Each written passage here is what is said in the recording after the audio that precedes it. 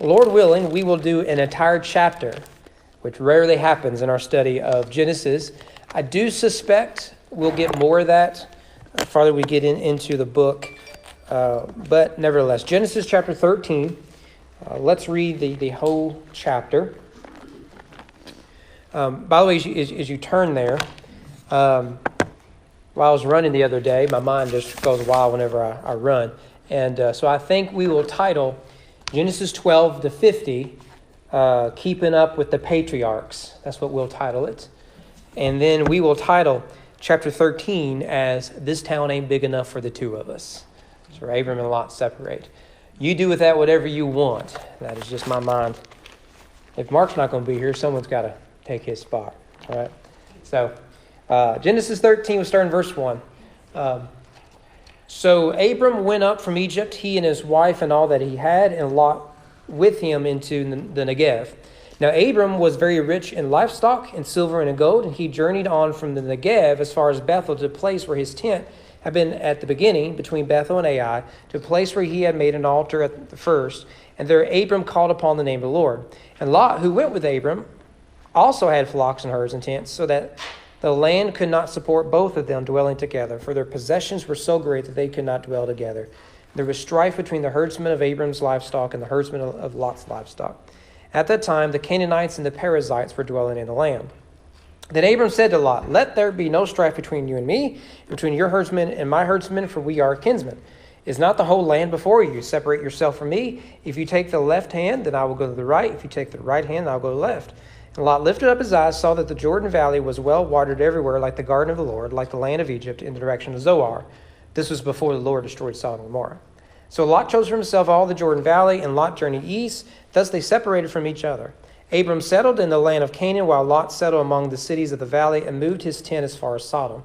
Now the men of Sodom were wicked, great sinners against the Lord. The Lord said to Abram, after Lot had separated from him, "Lift up your eyes and look from the place where you are, northward and southward, eastward and westward. For all the land that you see I will give to you and to your offspring forever. I will make your offspring as the dust of the earth, so that if one can count the dust of the earth, your offspring also can be counted. Arise, walk through the length and the breadth of the land, for I will give it to you." So Abram moved his tent and came and settled by the oaks of Mamrie, which are at Hebron, and there he built an altar to the Lord. Well, I suspect we are familiar with this story, but this chapter and the following chapter serve as a sort of unit, climaxing in the destruction of Sodom and Gomorrah. After that, Lot's narrative largely empties the scene.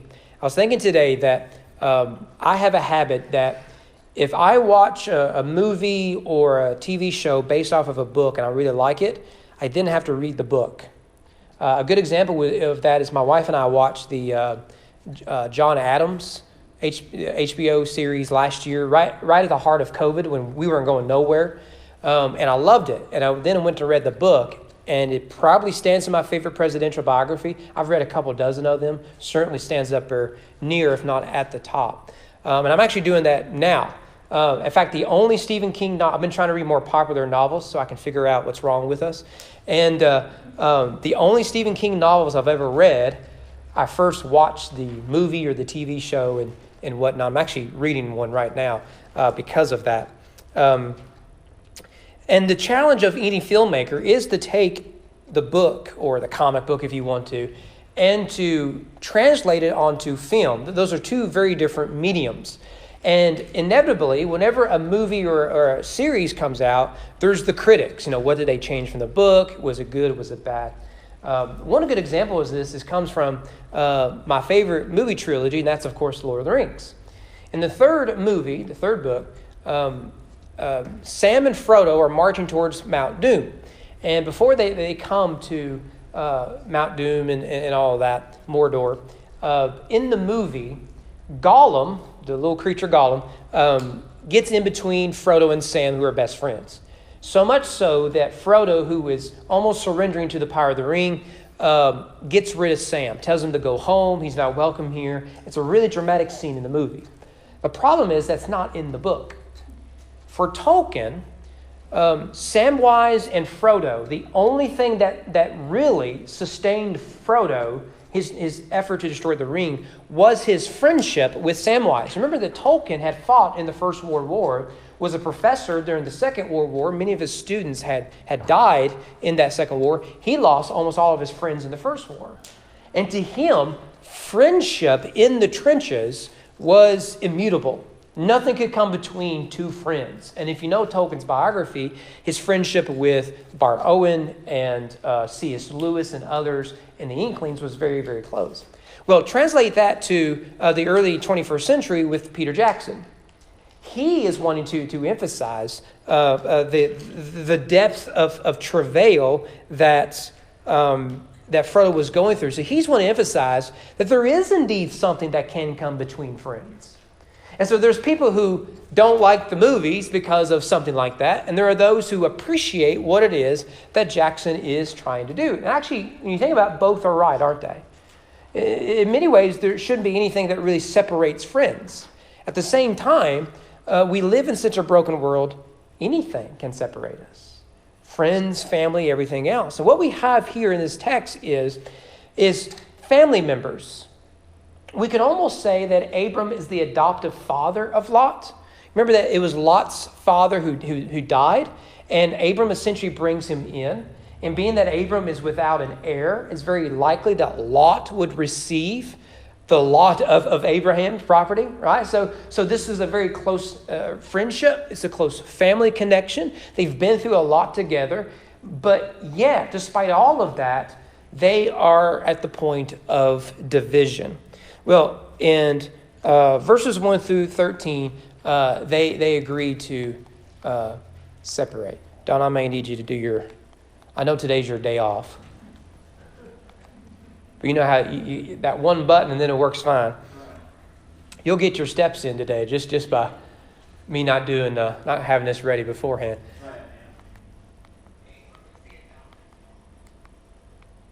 The battery works. Huh. No big deal. I don't have a whole lot up here anyways. So. All right. Well, it's no big deal. But we start with Abram and Lot separating here. Now, there we are. Thank you. I like it's working now. Good. Thank you. Behind the secretary of the sound guy, the most important person in a church. So you put them up here, deacon somewhere down here, and then the choir, obviously, up here. I'm going to cover my bases. All right, so notice verse 1. Abram went up from Egypt, he and his wife and all that he had, and Lot with him into the Negev. Now, this is a transition. This is what connects chapter 12 with chapter 13. He's left Egypt, where he should have never gone before. We get a hint later on in the narrative why he went there, but we know he went there because of the famine. Right? There's a famine in Canaan, very common. From what we can tell historically and archaeologically, there's about 300 years of famine cycles that Abram finds himself in the middle of.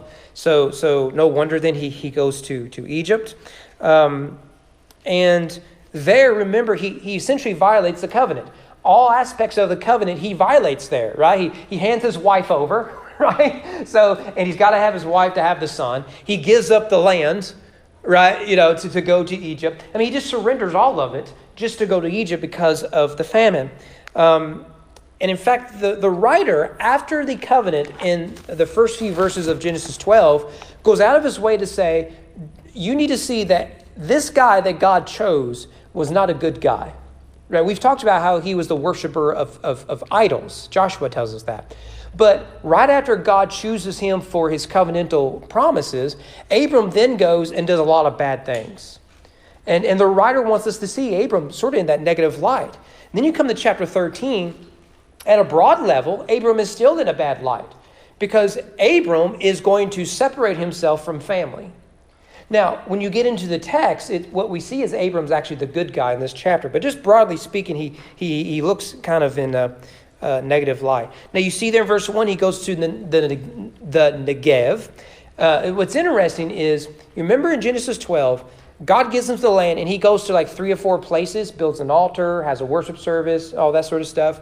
he almost retraces his steps backwards. So the Negev was where he settled before going to Egypt. And now having come out of Egypt, he starts in Negev. So you'll see that in chapter 12, verse 9, where he ends in Negev. And now he's starting back in Negev. So you see Negev, Bethel, and Ai all mentioned in chapter 12 when he was on his little tour. Now we see in verse 2 the division. Now Abram was very rich in livestock, in silver, and in gold. Now this is in many ways the center of the division. At least it's introduced here. That's the issue of wealth. Now remember, God promised Abraham that he would bless him. And in this case, that included, but did not primarily mean, wealth. Now God has blessed a lot of people with wealth. There's a lot of people God's blessed. He didn't bless them in this specific way. Now, the blessings of Abraham were not about wealth. It just so happens that that God did bless him with wealth. Now, you remember, where did Abram get all of his wealth, or much of it? He got it from the Egyptians. Now, notice here it's described as gold, silver, and land. Remember what we said last week?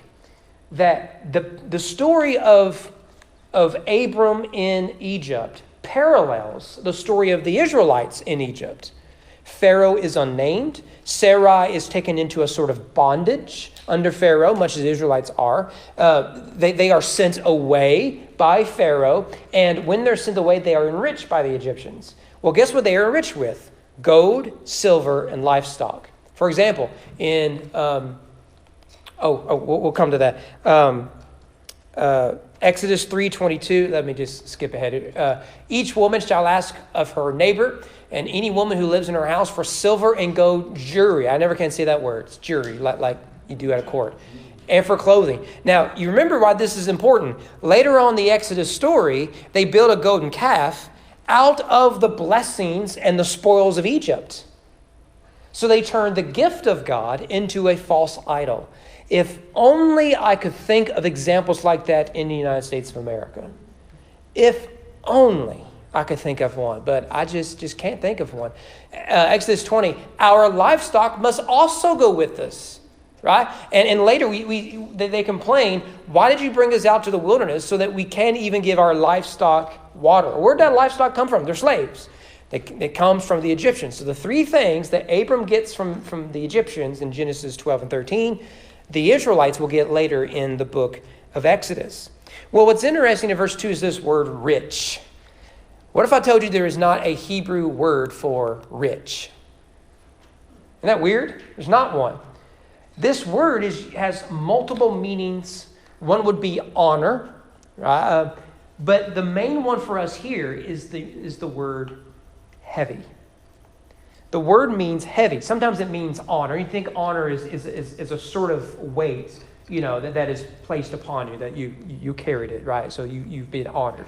You do see that a lot. You give God honor. You give him weight. It's the weight of glory. C.S. Lewis, probably his most famous sermon, his essay, Weight of Glory, whole book named after him. But in this sense, riches means weight.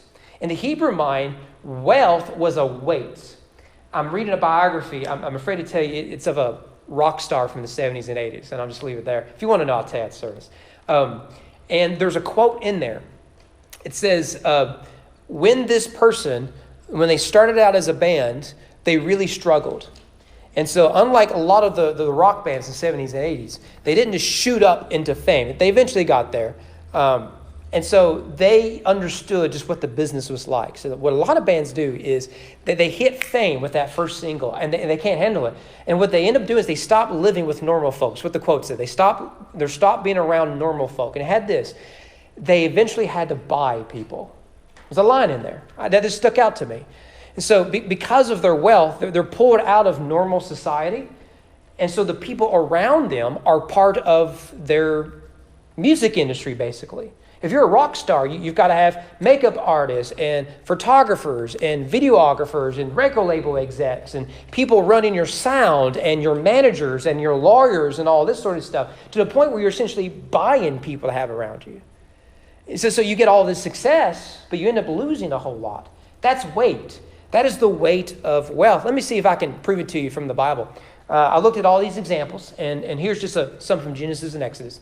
The Lord said, because the outcry against Sodom and Gomorrah is great and their sin is very grave. Their sin is very heavy. It's the same word used here for riches. Genesis 48, that of course Sodom and Gomorrah. 48, now the eyes of Israel were dim with age. It's Jacob. So that he could not see. So Joseph brought them near to him and he kissed him and embraced him. Notice dim there is very heavy with age. Exodus 5:9, let heavier work, right, this is Pharaoh, be laid on men that they may labor at it and pay no regard to lying words. So it's not rich work, it's heavy work. Right? But that idea of heaviness is applied to riches. Exodus 8, but Pharaoh hardened his heart. His heart became heavy, became like a stone. Right? And you think about all of our great myths, right? When you get turned into stone, you're hardened. This is Narnia, right? When the witch turns everyone into stone. Y'all need to read more Tolkien and Lewis. At least they're fiction. And I would add the space trilogy of Lewis to that as well. So this is it. They're very rich. Verse 3, and he journeyed on from the Negev as far as Bethel. Bethel means house of God. To the place where his tent had been at the beginning between Bethel and Ai. Ai, of course, will come up in the story of Joshua. And again, this reverses the pattern we saw in chapter 12. Verse 4 says, to the place where he had made an altar at the first, there Abram called upon the name of the Lord. And then we get the division starting in verse 5. And Lot, who went with Abram, also had flocks and herds and tents, so that the land could not support both of them dwelling together, for their possessions was so great that they could not dwell together. You see it there. This town is not big enough for the two of us. Like literally, it wasn't big enough for the two of them. Now, there's a lot going on here. First of all, notice Lot is mentioned. We assume he went down to Egypt with Abram. He's never mentioned in the narrative. So far, Lot has only been mentioned as the son of the deceased brother of Abram. And we've been told Lot is with him. All of that was to set up the next few chapters of narrative. I think it's through chapter 18, roughly. You get all the Lot stuff. But nevertheless, Lot is wealthy himself, presumably from Egypt, but we can't really know for sure. But what separates these two men is not jealousy. They're both wealthy. So they're not trying to keep up with the Joneses here. That's not the issue. The issue seems to be affluence. That because they're so wealthy, it is causing conflict between their entourages. Their households would be a more biblical term. I meant to put a picture up here of them, but I am wearing right now my Puma running shoes. I can't hardly run in them now. They're pretty worn down, but they're Puma. The hat I was wearing coming in here is of my favorite soccer team. They are sponsored by Adidas, as well as my favorite basketball team, the Louisville Cardinals. So my mask is, right? And then they're sponsored by Adidas, which is better than Nike any day of the week. Now, Adidas is the way we say it in America because we're weird. It actually is Adidas because it's German. The guy's name is Adidas something. It's German. You just stop at Adidas, it's good enough. Do you know the story about Puma and Adidas? Do you know their story?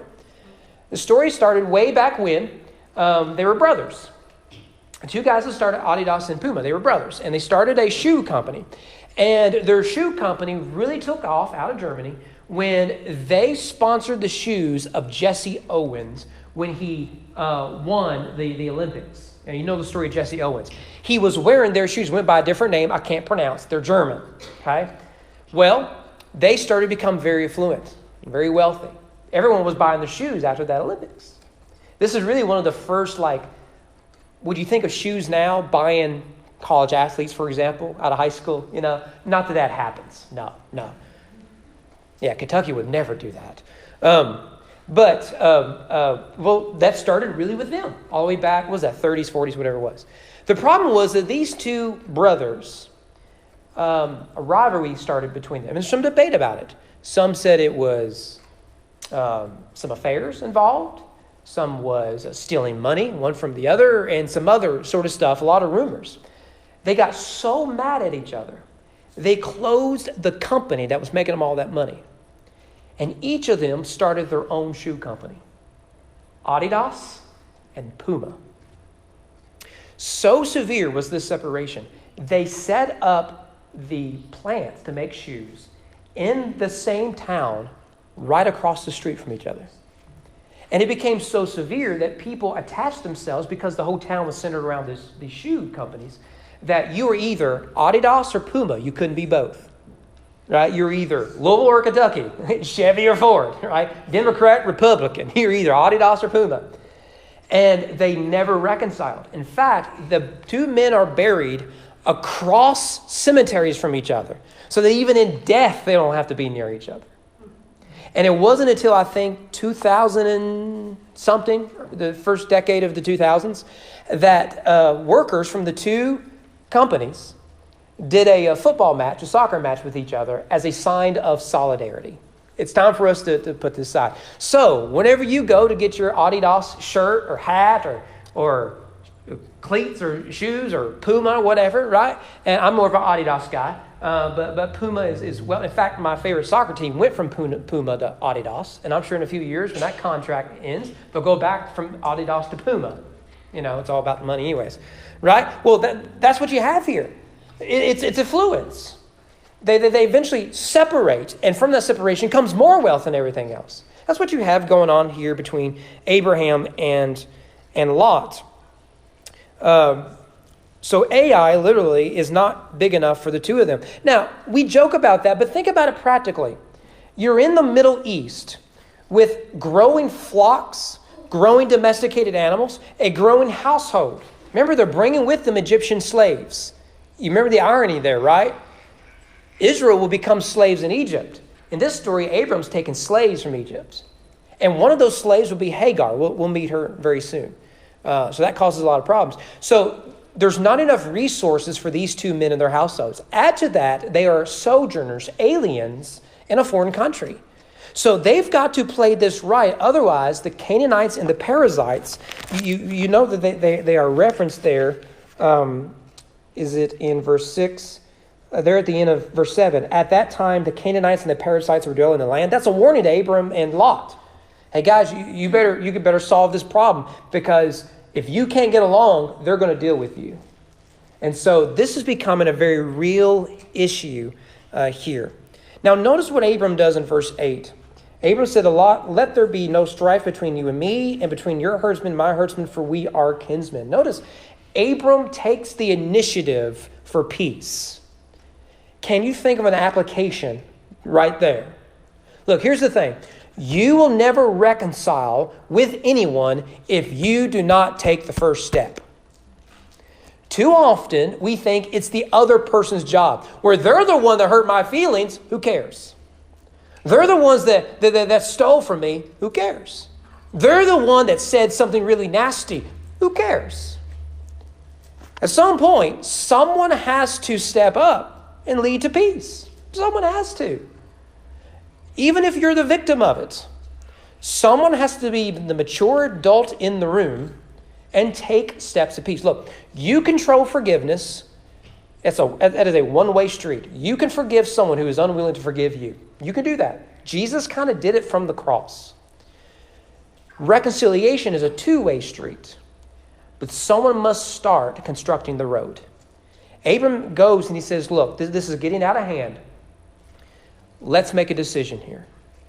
And you'll notice that Abram is willing to lose a lot because peace is of greater value to him than riches. Peace is light, riches is heavy in the Hebrew mind. And I think in the human mind it is, right? Now, they can have all the wealth in the world, but they'll be at each other's throats the rest of their lives. Is that any way to live? No. Or he could be willing to surrender all of that just to have peace with someone he loves. Something we Americans really struggle with. We're willing to lose relationships and alienate people so long as we can hold on to what our identity is in. Abram chooses the opposite approach. So we get in verse 9. Is not the whole land before you? Separate yourself from me. If you take the left hand, then I will go to the right. Or if you take the right hand, then I will go to the left. Now notice here, Abram is the head of the clan, which means he has the legal right to tell Lot where to go. He can say, Lot, this is ridiculous. I don't like the way your company is doing things. You're fired. Find your own land to graze on. This is my land. I control it. I'm the man. He doesn't do that. He doesn't do that at all. Now, I want you to think, whenever it comes to conflict, how do you respond to conflict? I'm willing to bet it's one of maybe 4 ways. One is maybe you crawl into your bed, you hide under the covers, and you cry for 4 hours. Is that you? That's the flight approach, isn't it? It's the leave me alone. I've got to work through some sort of stuff. I don't want to deal with it. I don't want to go through that again. I just need to. I need to run away. I need to flight. Right. The other is the sort of fight approach. Are you the sort of person, do you lash out in anger and you cause a scene? Right? So you watch too much reality TV. We talk about that Sunday morning. Do you organize a posse with those who agree with you? And you essentially form a small army and you wage war against the person who hurt you. Right?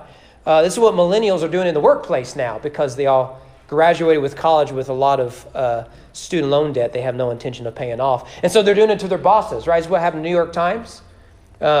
I can't believe the editor published a op-ed by a sitting Republican senator, and so all the millennials they ganged up on, got people fired. No one else watches the news. Good, I'm glad. Or there's a fourth option here. You can seek peace. You can seek peace. And to seek peace often requires sacrifice. Can I prove that to you? Jesus, right? Jesus brings peace. What is some of his first words to the disciples in John's gospel? Remember when he appears and the doors were locked because they're afraid? What does Jesus say to them? Peace to you. Now, that was a common greeting from Jews, shalom. But in the context, Jesus loses everything, and through losing everything, he brings peace. That's the beauty of the gospel. With sacrifice, with the shed blood of Christ, comes peace. Right? Well, that's true in general. If you want to make peace, you cannot make peace by only making demands. If you want to make peace, you've got to be willing to lose something. You have to. And Abram is willing to lose everything for the sake of his nephew. Now, notice verse 10. There's a whole lot here in verse 10. I would say, theologically, at least I would say in a biblical theology approach where you see the Bible as a whole, verse 10 is your key verse here. It says, Lot lifted up his eyes and saw that the Jordan Valley was well watered everywhere, like the garden of the Lord, like the land of Egypt in the direction of Zoar. This was before the Lord destroyed Sodom and Gomorrah. Now, on the surface, that's a boring verse, right? I mean, it just is. But if you've been following along in Genesis, this is a loaded verse. First of all, notice the reference to eyes. What did Lot do?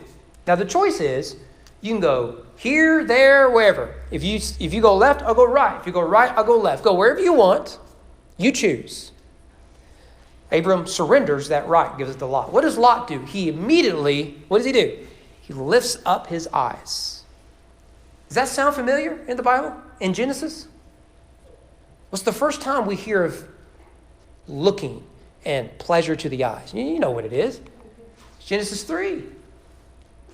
This is the story of the fall. Serpent said to the woman, you will not surely die, for God knows that when you eat of it, your eyes will be lifted. Your eyes will be open and you will be wise. Genesis 3 is really about wisdom. It's Proverbs in narrative form. You will be like God, knowing good and evil. So when the woman saw that the tree was good for food, it was delightful to the eyes. The tree desired to make one wise. She took of the fruit and ate and gave it to her husband. He ate. Verse 7, then the eyes of both were opened. Now Bethel sits just shy of about 3,000 feet above sea level. And the image is almost as he lifts his eyes. It's almost as if he goes to the top of Bethel and he looks out over Canaan, the Jordan Valley, and he lifts his eyes even higher. And what does he see? He sees the Jordan Valley. He says, that's where I want to go.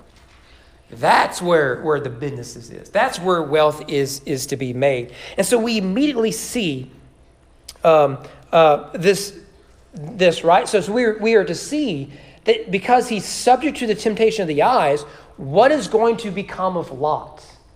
He's going to commit the same crisis as Adam and Eve. He will, won't he?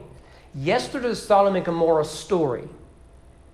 But what happens after that story? Things happens with his daughters, right? And what comes out of that? Seed. What's the story of Genesis 3? It's about seed, isn't it? In fact, if you keep reading in this story, we saw in chapter 12 that your offspring, singular, I will bless.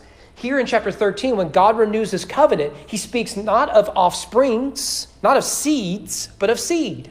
What happens to Lot? He lifts his eyes, he gets into temptation, and seed comes out of that with his 2 daughters. It's the same story written all over again. Also notice there, in case that wasn't obvious, the Bible here, verse 10, clearly links what Lot is doing with the story of the Garden of Eden. It says it there, like the garden of the Lord. Now, this is the first time in Genesis since chapter 3, verse 24, when Adam and Eve are kicked out of the garden, that any garden is mentioned. This is it. So we have this big gap. And what you have is attempts to make a garden. Noah does it. Remember, he plants a vineyard. Abram does it. We talked about in chapter 12 when he goes around. He's in a desolate place that he's going to take control of, and he's going to build a garden in the desolate place, what the Garden of Eden basically is. You extend the borders, what Abram was trying to do in chapter 12. So here, what does Lot want to do? He sees that the garden is already there, and he wants to go plant himself there. So the writer clearly wants us to make a connection between what happens in the Garden of Eden and what's going to happen with Lot. It's the same story. But notice also the reference to Egypt. Like the garden of the Lord, like Egypt, which gives us insight into what Abram was thinking going into Egypt. Now, why is Egypt like the garden? Because you've got rivers running through it that means you're never going to have a drought. What does the Jordan Valley have? Rivers running through it, meaning you never have a drought. What is the Garden of Eden? What is the thing we remember most about it? Trees and rivers. There's 4 rivers. So you're never going to have this drought. You're going to have all these trees and everything else, a perfect place for a king. And then you'll notice in verse 10, Zoar. This was before the Lord destroyed Sodom and Gomorrah. Now, spoiler alert, God's going to destroy Sodom and Gomorrah. Right? You're like, well, now the story's ruined. I guess we can just fast forward to the end and see if there's a mid-credit scene, Well, he does destroy it. But Zoar was a boundary point between the Jordan Valley and Egypt in the Old Testament. This is actually used that way in Deuteronomy. Now, it's fascinating. Zoar is where Lot will flee when he runs from Sodom. So it's not an accident that Zoar is mentioned here. All this is foreshadowing. But notice also that parenthetical note. This is before God destroys Sodom and Gomorrah. Why does Lot go to the Jordan Valley? He goes there because that is where he sees wealth and success. But this parenthetical note tells us this is where God sees sin and destruction. What we see is not always what God sees. So it seems like wisdom to Lot, he's got the charts to prove it, this is where all the money's going to be, is in reality foolishness. So we're given God's perspective. Hey, reader, Lot thinks he's doing what's best for his family. Lot thinks he's doing what's best for his retirement plan. But the reality is, it will destroy him. Why? Because he lifted his eyes up and gave into that temptation. And looking for a garden, he will find a wilderness. Notice what happens a little bit in verse 11. We've really got to move forward. So Lot chose for himself all the Jordan Valley, and Lot journeyed east. Thus they separated from each other. Now, something else hopefully you guys, you're going to be experts in Genesis, right? Is there anything that sticks out to you there? East, yes. Why is that so important? In Genesis, east almost always means moving away from God. The door in the Garden of Eden was to the east. And so when they were kicked out, they went east. When Cain went to build a city, he went east. When Abram is given the promised land, he is sent west.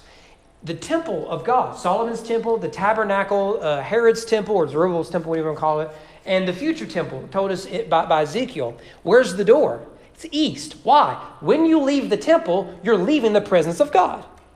So in Genesis, going east is a symbolic way of saying you're getting farther away from God's presence.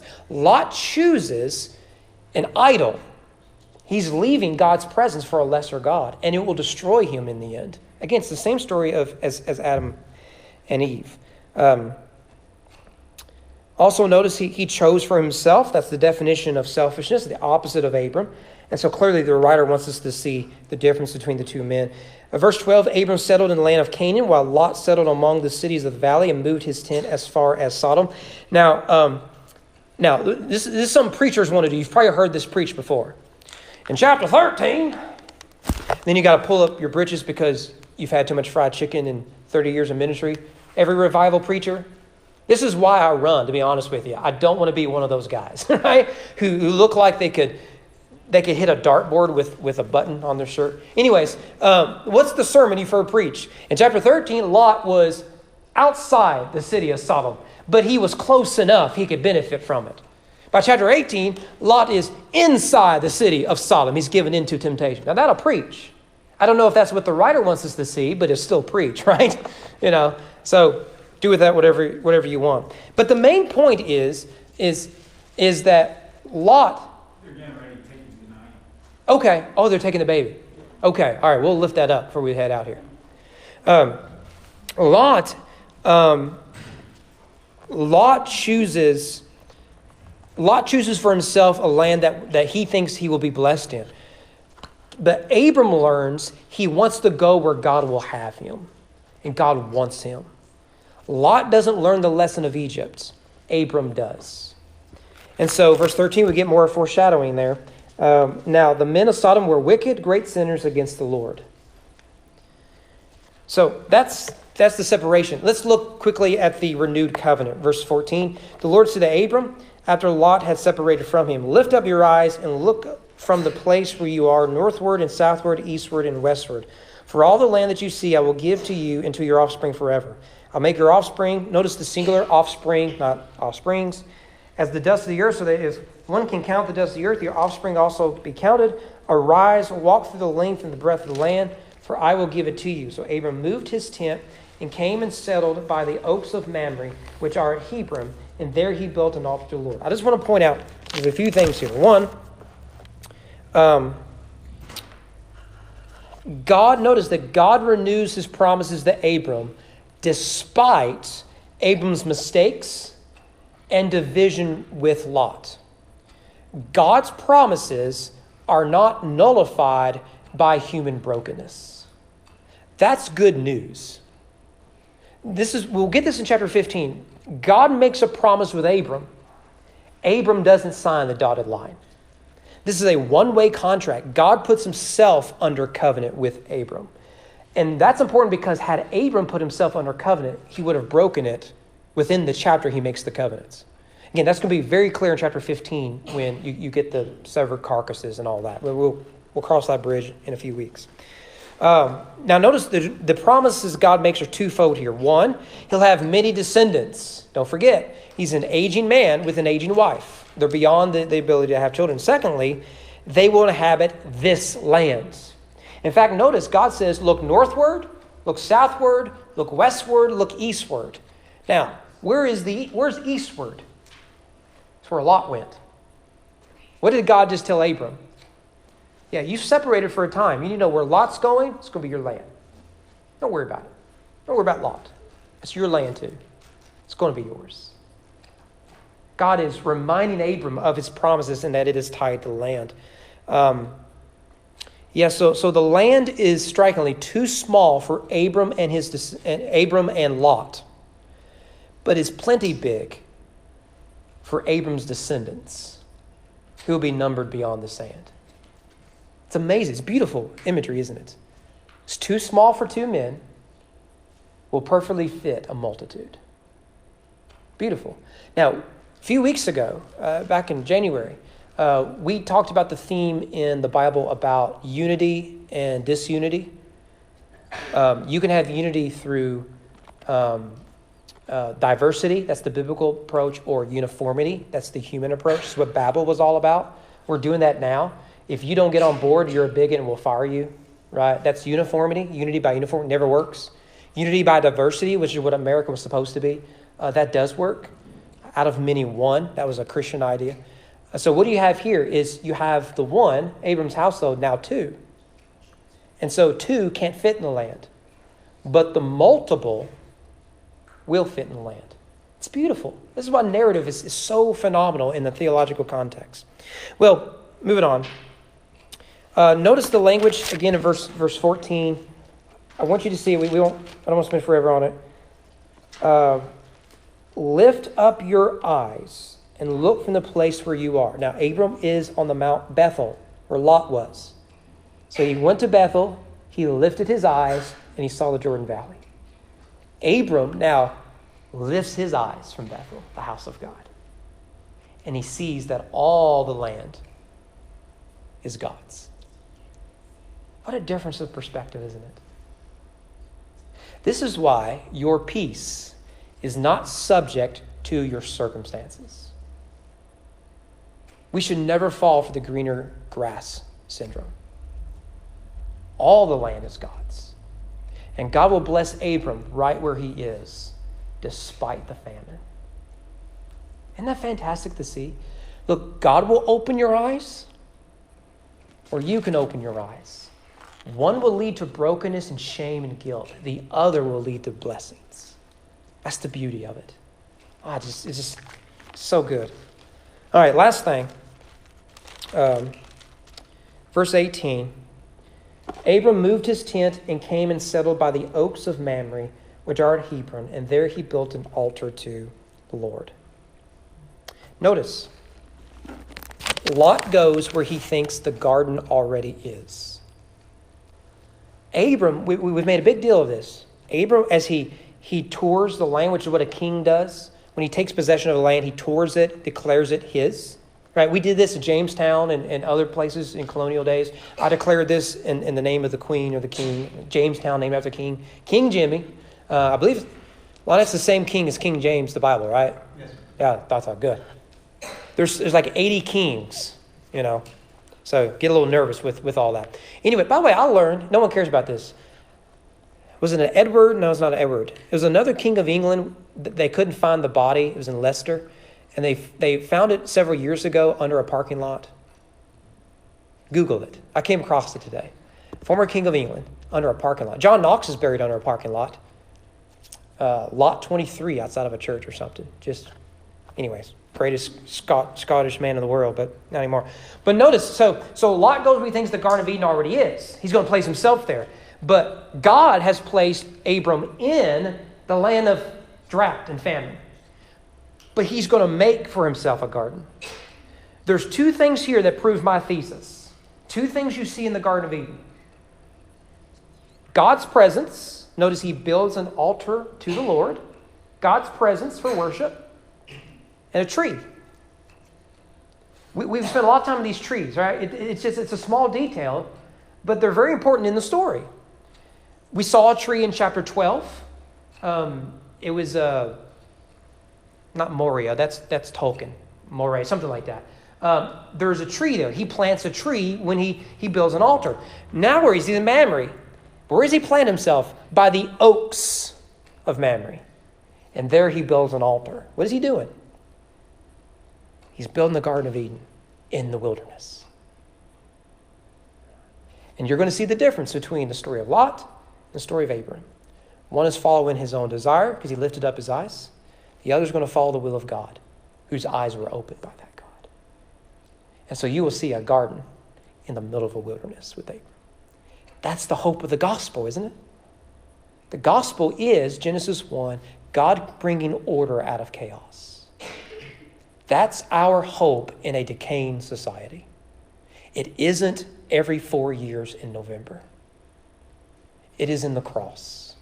A tree planted that brings glory. That's the hope of the gospel. Man, that's good stuff. Any questions I can dodge? Man, that's good stuff. All right.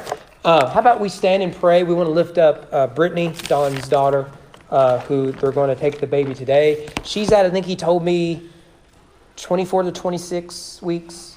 They were hoping to get 10 more weeks, but it's not happened. They were at least 30 weeks, but she's obviously not going to make that. So let's lift her up in